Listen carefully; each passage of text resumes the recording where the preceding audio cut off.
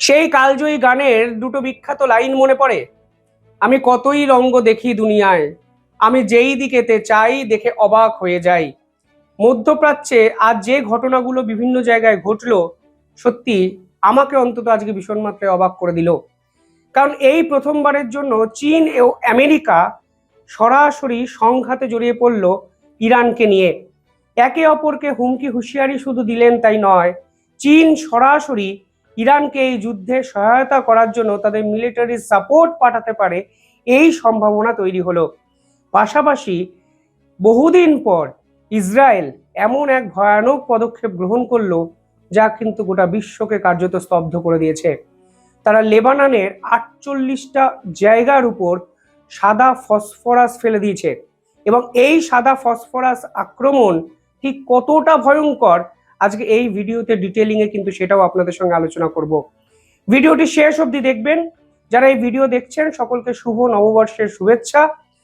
চ্যানেলটিকে একটু সাবস্ক্রাইব করবেন, এবং অনেকে কমেন্টে বলেন যে আমাদের ভিডিওর ধারাবাহিক নোটিফিকেশন আপনার কাছে অবধি পৌঁছয় না, তাই ধারাবাহিকভাবে কমেন্ট করবেন যেন ইউটিউব আমাদের ভিডিও আপনার কাছে অবধি পৌঁছে দেয় ধারাবাহিকভাবে। ডোনাল্ড ট্রাম্প আগেই ঘোষণা করে দিয়েছিলেন যে তিনি হরমুজ প্রণালী অবরোধ করবেন, আর এরপর সব থেকে বেশি বিপাকে যে দেশটি পড়তে পারে তার নাম চীন। কারণ এই হরমুজ প্রণালী দিয়ে চীন তাদের জ্বালানির 50% বেশি কিন্তু আমদানি করে, আর হরমুজ প্রণালী দিয়ে ইরান চীনকে গ্যালন গ্যালন তেল কিন্তু প্রতিদিন প্রায় পাঠায়। অর্থাৎ এই হরমুজ প্রণালীতে যদি আমেরিকার নৌবাহিনী সদা জাগ্রত হয়ে অবরোধ পালনে করা ভূমিকা পালন করে, তাহলে চীন যে কোনোভাবেই মেনে নেবে না তা কিন্তু পরিষ্কার হয়ে যায়। এই প্রেক্ষাপটে দাঁড়িয়ে পেন্টাগন অর্থাৎ আমেরিকার গোয়েন্দা দপ্তরের পক্ষ থেকে একটি রিপোর্ট সামনে আনা হয়। সেখানে পরিষ্কার বলা হচ্ছে যে চায়না আমেরিকাকে সম্পূর্ণ শেষ করতে বা যুদ্ধ আমেরিকার বিপক্ষে করতে ইরানকে মিলিটারি সাপোর্ট দিচ্ছে। আপনারা সেই রিপোর্ট দেখছেন, এবং পরিষ্কারভাবে আমেরিকা এখানে দাবি করেছে যে চীন নাকি গোপন পথে একের পর এক অস্ত্র বোঝাই কার্গো তা ইরানকে পৌঁছে দিচ্ছে, এবং কোন পথে তারা পৌঁছচ্ছে সে তথ্য পরিষ্কারভাবে প্রকাশ না পেলেও মনে করা হচ্ছে তারা কিছুটা পাকিস্তানের বর্ডারও এক্ষেত্রে ব্যবহার করছে। অর্থাৎ চীনকে সরাসরি এই প্রথমবারের জন্য নিশানা করলেন ডোনাল্ড ট্রাম্প। কিছুদিন আগে ডোনাল্ড ট্রাম্প বলেছিলেন চীনের উপরে তিনি 50% ট্যারিফ লাগাতে পারেন, কারণ চীন সরাসরি ইরানকে ডিপ্লোম্যাটিক সাপোর্ট দিচ্ছে। কিন্তু এই প্রথমবারের জন্য চীনা মিলিটারি তাদের অস্ত্র, তাদের অত্যাধুনিক ফাইটার জেট, মিসাইল এবং একের পর এক উন্নত মানের যুদ্ধের সরঞ্জাম ইরান অবধি পৌঁছে দেবে, তা কিন্তু এই প্রথমবারের জন্য ডোনাল্ড ট্রাম্প দেখলেন, এবং গোটা বিশ্ব কিন্তু বুঝতে পারলো এই যুদ্ধ আসলে আমেরিকা বনাম চীনে রূপান্তরিত হচ্ছে। এবং সেটা যদি হয় তাহলে কিন্তু ভয়ঙ্কর এক প্রবণতা, অন্তত হরমুজ প্রণালীকে কেন্দ্র করে যে প্রবণতা তৈরি হয়েছে তা ভয়ঙ্কর আকার ধারণ করবে। রাশিয়া ইতিমধ্যেই একের পর এক চালে আমেরিকাকে ধরাশায়ী করে দিয়েছে এই হরমুজ প্রণালী কেন্দ্রে।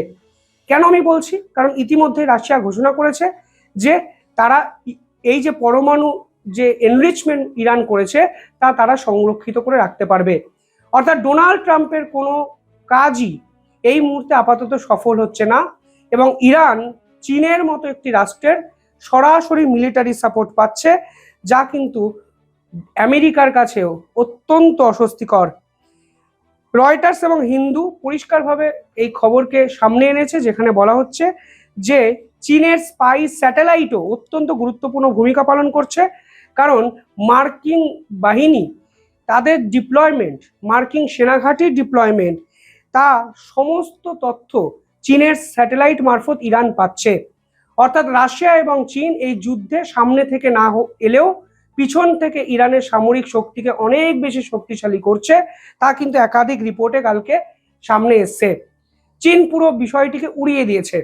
অর্থাৎ আমেরিকার গোয়েন্দা সংস্থার যে রিপোর্ট সামনে আনা হয়েছে সেই রিপোর্টকে চীন ভুয়ো এবং মিথ্যে বলে দাবি করেছে।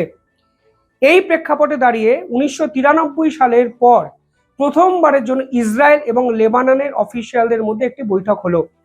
আপনারা জানেন এই লেবাননকে কেন্দ্র করে এই শান্তি বৈঠক কিছুদিন আগে উত্তাল হয়েছিল, কারণ লেবাননের যে হিজবুল্লাহ গ্রুপ আছে যাদের মূলত অ্যাক্সেস লেবাননের দক্ষিণ অংশে, সেই হিজবুল্লাহ গ্রুপ ধারাবাহিকভাবে ইসরায়েলের উপর বিভিন্ন হামলা চালায়। এবং ইসরায়েল বারবার অভিযোগ করেছে যে এই হিজবুল্লাহদের পিছনে আছে ইরান, কারণ ইরান দিনের পর দিন অস্ত্র এবং টাকা দিয়েই হিজবুল্লাহ নামক একটি গ্রুপকে বাঁচিয়ে রেখেছে। এর ফলে ইরান হিজবুল্লাহকে কাজে লাগিয়ে প্রক্সি ওয়ার চালায় ইসরায়েলের বিপক্ষে। এই শান্তি চুক্তি যখন প্রায় হয়ে যাওয়ার মুখে ছিল, তখন ইরান পরিষ্কার বলে দেয় যে লেবাননের বিপক্ষে কোনো অ্যাকশন ইসরায়েল ও আমেরিকা নেবে না।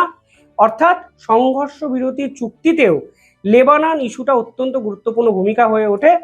এবং ইসরায়েল পাল্টা বলে যে আমরা ইরানের সঙ্গে সিজফায়ার করতে পারি আমেরিকা যদি বলে, কিন্তু কোনো অবস্থাতেই এই সিজফায়ার এগ্রিমেন্টের আওতায় লেবাননের হিজবুল্লাহ আসবে না, কারণ এদের জন্য আমাদের উত্তর অংশ অর্থাৎ ইসরায়েলের নর্থার্ন পার্ট থেকে বহু জায়গাকে খালি করে দিতে হয়েছে, শুধুমাত্র এরা অকারণে আমাদের উপর দিনের পর দিন আক্রমণ করছে এবং মিডল ইস্টকে অশান্ত করে রাখছে। এই প্রেক্ষাপটে দাঁড়িয়ে লেবানন সরকারের সাথে ইসরায়েল সরকার এই প্রথমবারের জন্য ওয়াশিংটনে 1993 সালের পর একটি বৈঠক করলো।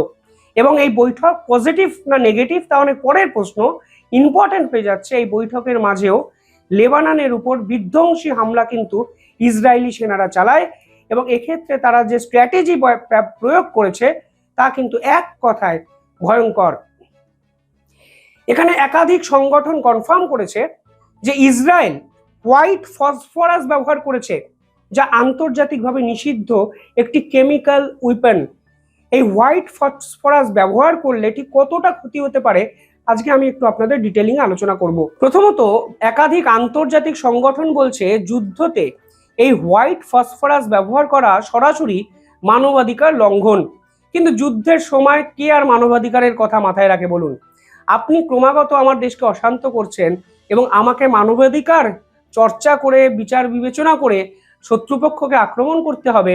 আমার মনে হয় ইসরায়েলের সেনারা এতটা বড় আহাম্মক নয়। এই হোয়াইট ফসফরাসের গন্ধ কিছুটা আদার মতো, এবং এই পার্টিকুলার উইপেন মানে এই উপাদানটি যদি বাতাসে ছড়িয়ে দেওয়া হয় তাহলে এটি অক্সিজেনের সংস্পর্শে এসে প্রচুর পরিমাণে তাপ উৎপন্ন করে এবং ইনস্ট্যান্ট ওই জায়গার যে টেম্পারেচার তা কিন্তু 30 ডিগ্রি থেকে 50-60 ডিগ্রিতে পৌঁছে যায় মিনিট খানেকের মধ্যেই।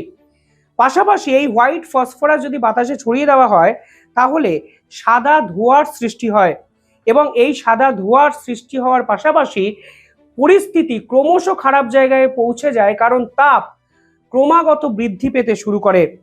পরবর্তীকালে এই সাদা ধোঁয়া সাদা মেঘে পরিণত হয়, ফলে আপনি নিঃশ্বাস নিতে পারবেন না, সরাসরি আপনার লাংসকে জাম করে দেবে এবং ওই অঞ্চলের যে অক্সিজেন স্যাচুরেশন তা একদম কমিয়ে দিতে পারে হোয়াইট ফসফরাস। পাশাপাশি এই পুরো হোয়াইট ফসফরাস আপনার ভিজিবিলিটি সম্পূর্ণ ধ্বংস করে দিতে পারে, অর্থাৎ আপনি সামনে আর কিছু দেখতে পাবেন না, কারণ মোটা চাদর, সাদা চাদরের আস্তরণ কিন্তু পড়ে যাবে। পরবর্তীকালে একাধিক রিপোর্টে সামনে এসছে এই কেমিক্যাল যৌগ আসলে আপনার ত্বকের টিস্যু এবং টিস্যু সেলগুলোকে সরাসরি পেনিট্রেট করে ধ্বংস করতে পারে। শুধু তাই নয়, এটি আপনার হাড় এবং মাসেলকে মারাত্মক ক্ষতিগ্রস্ত করতে পারে, এবং এটি শুধু পেনফুল নয়, বলা হচ্ছে এটি ডিফিকাল্ট টু ট্রিট, অর্থাৎ এর চিকিৎসা করাও কার্যত অসাধ্য এবং কার্যত অসম্ভব। ফলে এই ধরনের একটি জৈব অস্ত্রকে এখানে ইসরায়েল কিন্তু ব্যবহার করেছে, যা আসলে গোটা বিশ্বকে এখন চমকে দিয়েছে। যদি এর মাত্রা বেশি হয় তাহলে আপনার চোখ নষ্ট হতে পারে, আপনার ত্বক পুড়ে যেতে পারে এবং আপনার ফুসফুস কার্যকারিতা হারাতে পারে, এবং যদি আপনি এই পরিবেশে দীর্ঘক্ষণ থাকেন তাহলে আপনার লিভার এবং কিডনি সম্পূর্ণভাবে বিনষ্ট হয়ে গিয়ে মাল্টি অর্গান ফেইলিয়ার হতে পারে আপনার। ফলে এই ধরনের একটি জৈব উইপেন বা অস্ত্র ইসরায়েল হঠাৎ করে লেবাননের দক্ষিণ অংশের 48টা অংশে ব্যবহার করেছে, যা গোটা বিশ্বের কাছে এখন রীতিমতো বিস্ময়। ইসরায়েল পরিষ্কার বলছে তাদের টার্গেটের কেন্দ্রবিন্দু হিজবুল্লাহ, কোনো অবস্থাতেই লেবাননের সাধারণ মানুষ নয়। কিন্তু এই অস্ত্র প্রয়োগের পরে এই শান্তি বৈঠক যেটা ওয়াশিংটনে হচ্ছে লেবানন এবং ইসরায়েলের মধ্যে, তা কতটা সফল হয় সেটাও কিন্তু আজকে বড় প্রশ্ন। অর্থাৎ একদিকে যখন ইরানে কাতারে কাতারে চীনা অস্ত্র ঢুকছে, চীনা স্যাটেলাইটের ইনফরমেশন পৌঁছে যাচ্ছে, অন্যদিকে ইসরায়েল মধ্যপ্রাচ্যে এমন ঘটনা ঘটালো যা ইতিহাসে খুব কম হয়েছে।